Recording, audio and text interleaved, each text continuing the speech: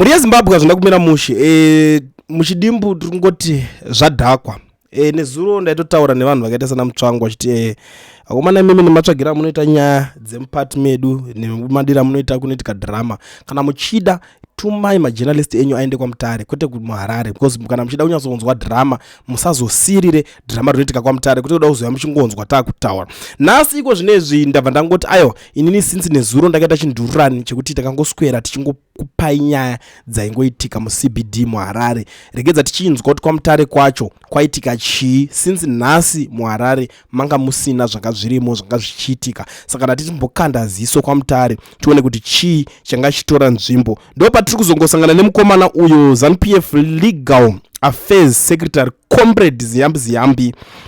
achianaunza kuti zvoni paPeople's Conference vakwanisa kuindosa resolution number 1 iyaya ndo situation yatiri kutotambira iko zvinezvi saka zvinongoreva kuti vakutomhanyisana kuita logistics dzavo dzekuti vakwanise kuextenda presidential term limit vane makeys kana kuti matoms acho ese zvinhu zvavo zvaita tingangoti it's a done deal kana pane vanhu vakapuwa mari vachidya vaya vakapirwa mari dzacho zviripo ndo patone situation yacho. And the other thing, zvandiri kunzwa pari kunzi VP Chiwenga himself failed to raise his hand or any of his supporters to move a motion to contradict to the adoption of resolution 1 which were proposed at ZANU-PF People's Conference. Hapana zvavakwanisa kuita ivo nechikwata chavo netimu ravo hapana pari kunzi hapana zvatongopasiswa vatoripo asi zvinhu zvokuti unotunzi zvinopasiswa usipo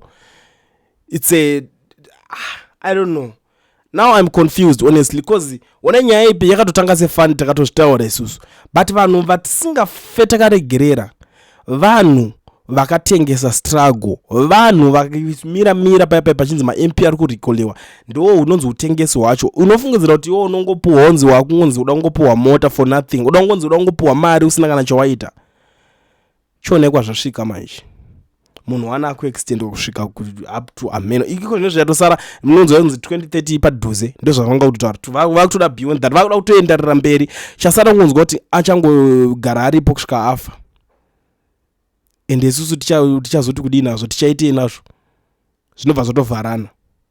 inyaya iri kusiririsa inyaya iri kurwadza chaizvo muri yeZimbabwe saka ndangoti ndingopfura nepanapa ndikungozivisai semunhuwo ari mukurwadziwa haisi nyaya yekuti ndingaswera ndiri panapa ndoramba ndichingoitaura kuti zvazodai zvatongodhakwa